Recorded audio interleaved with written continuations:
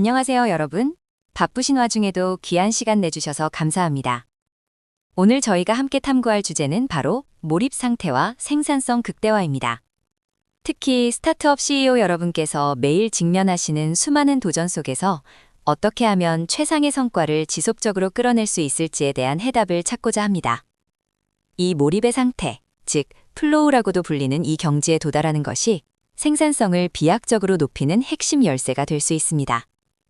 그리고 이를 단순히 심리적인 차원에서만 다루는 것이 아니라 뇌과학, 즉 신경과학적 관점에서 깊이 있게 들여다볼 예정입니다.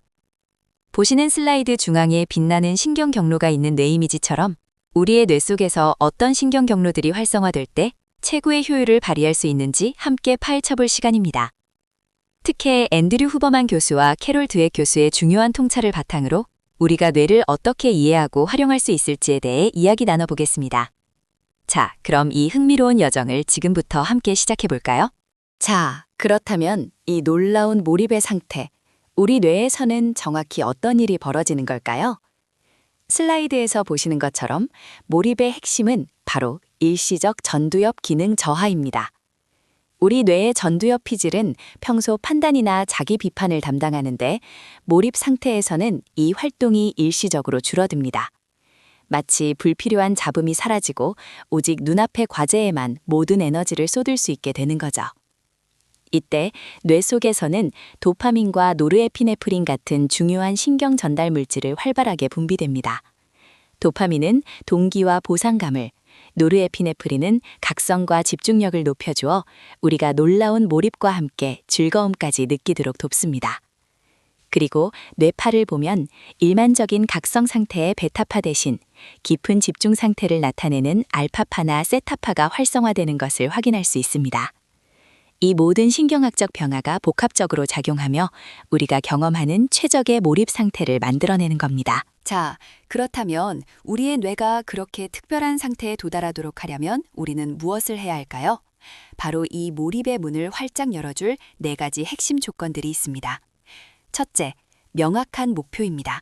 우리가 무엇을 성취하려 하는지, 그 끝이 어디인지 분명히 알고 있을 때 우리 뇌는 불필요한 에너지를 낭비하지 않고 오직 그 목표에만 집중할 수 있습니다.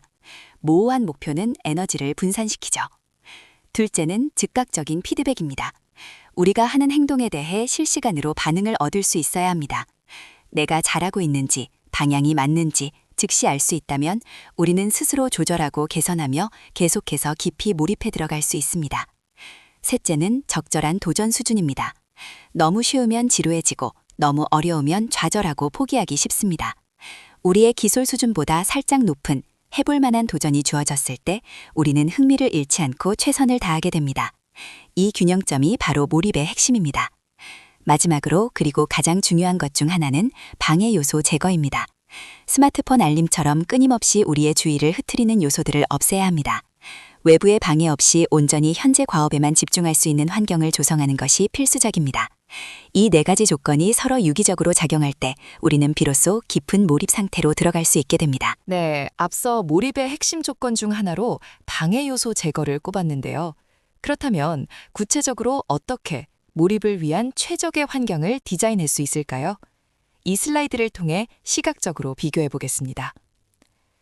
왼쪽의 그림은 알림과 대화가 끊이지 않는 어수선한 개방형 사무실의 모습입니다.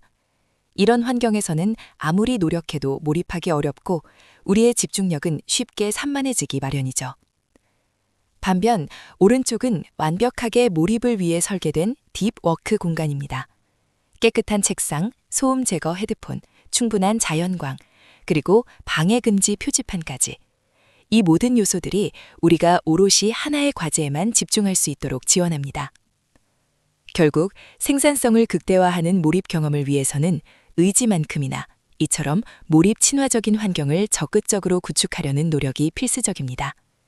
주변 환경을 재정비하는 것만으로도 우리의 집중력은 놀랍게 향상될 수 있습니다. 자, 그렇다면 이렇게 잘 디자인된 환경 속에서 경험하는 몰입 상태가 특히 조직을 이끄는 리더들에게는 어떤 강력한 슈퍼파워로 작용할 수 있을까요? 슬라이드에서 보시는 것처럼 몰입 상태에 있는 리더는 단순히 개인의 업무 효율을 넘어 조직 전체에 긍정적인 파급 효과를 가져옵니다. 첫째, 창의적 사고의 영역입니다. 몰입된 상태에서는 기존의 틀을 깨는 혁신적인 아이디어가 자연스럽게 샘솟게 됩니다. 다음으로 복잡한 문제 해결 능력입니다. 마치 얽히고 설킨 미로를 한눈에 꿰뚫어 보듯 어려운 과제에 대한 명쾌한 해법을 찾아내는 능력이 극대화됩니다. 뿐만 아니라 미래를 내다보는 전략적 의사결정 능력도 강화됩니다. 체스 말들이 보여주듯 복잡한 상황 속에서도 최적의 수를 찾아내는 통찰력을 발휘하게 되죠. 그리고 이 모든 것이 합쳐져 팀원들에게 비전을 제시하고 영감을 주는 리더십으로 이어집니다. 몰입하는 리더는 그 자체로 팀의 생산성과 사기를 높이는 원동력이 되는 것입니다. 자, 그렇다면 이런 강력한 몰입 상태를 어떻게 우리의 일상 업무에, 특히 리더의 바쁜 스케줄에 실질적으로 녹여낼 수 있을까요? 바로 이 슬라이드에 보이는 CEO의 주간 캘린더가 그 답을 보여줍니다. 보시면 캘린더는 시간을 의도적으로 구획하고 차단한 흔적이 역력합니다. 특히 전략적 과제나 중요한 문제 해결을 위한 심층 작업, 즉 딥워크 시간이 길고 중단 없이 큰 블럭으로 보호되어 있죠. 오전 9시부터 11시까지처럼요. 이 시간들은 이메일 확인이나 불필요한 회의 같은 얕은 업무에 방해받지 않도록 철저히 보호되어야 합니다. 얕은 업무들은 작은 블록으로 묶어서 처리하고 무엇보다 회복을 위한 휴식 시간까지도 명확하게 스케줄링되어 있습니다. 이처럼 시간을 의도적으로 구획하고 몰입이 필요한 심층 작업을 방해 금지 영역으로 설정하여 보호하는 것이 일상에서 몰입 상태를 유도하고 생산성을 극대화하는 핵심 전략입니다. 자, 그럼 우리가 이렇게 몰입을 통해 생산성을 높이는 과정에서 어떤 마음가짐을 가져야 하는지, 그리고 이 몰입이 우리의 성장에 어떤 영향을 미치는지 살펴보겠습니다.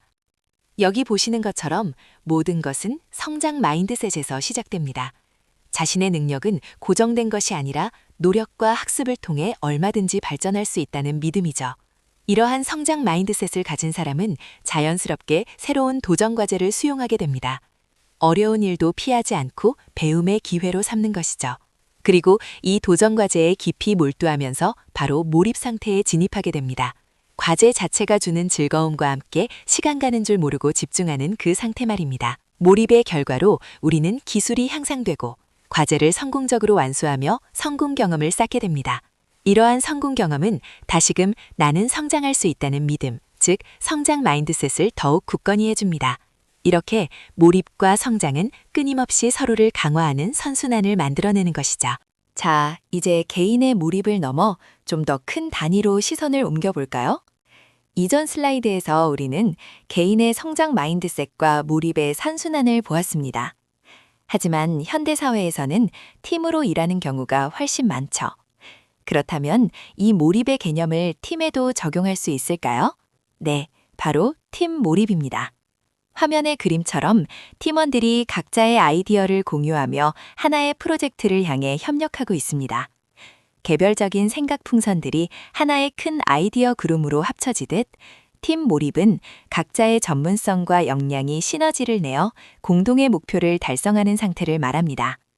팀 전체가 동일한 비전을 공유하고 서로 유기적으로 연결되어 마치 하나의 두뇌처럼 움직일 때 개인의 역량을 훨씬 뛰어넘는 창의성과 생산성을 발휘할 수 있게 됩니다. 앞서 팀 몰입이 가져올 수 있는 시너지 효과에 대해 강조했습니다만 이러한 집단적 몰입 상태는 저절로 만들어지지 않습니다. 여기에는 리더의 역할이 결정적이죠.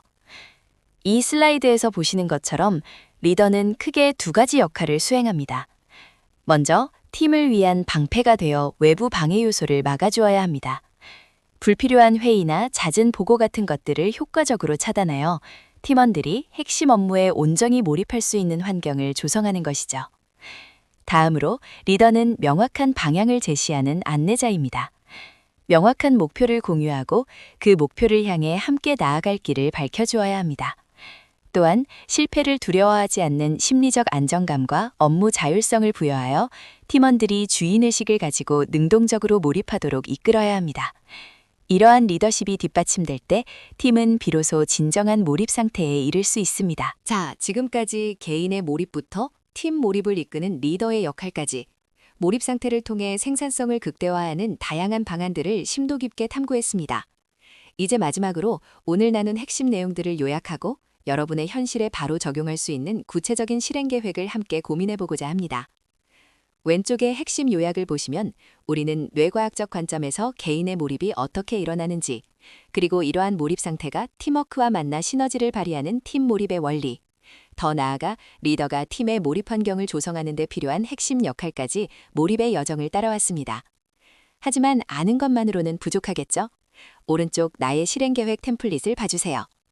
오늘 얻은 통찰을 바탕으로 오늘 당장 시작할 것처럼 작고 즉각적인 행동부터 이번 주에 시도할 것 같은 단기적인 변화, 그리고 이번 분기에 구축할 것과 같은 장기적인 전략까지 여러분만의 구체적인 액션 플랜을 세워보시기를 강력히 권합니다. 몰입은 단순히 업무 효율을 넘어 우리 삶에 깊은 만족감과 성취감을 안겨주는 강력한 도구입니다. 오늘 함께 나눈 이야기들이 여러분의 일과 삶에 긍정적인 영감을 주기를 바라며 경청해 주셔서 진심으로 감사합니다.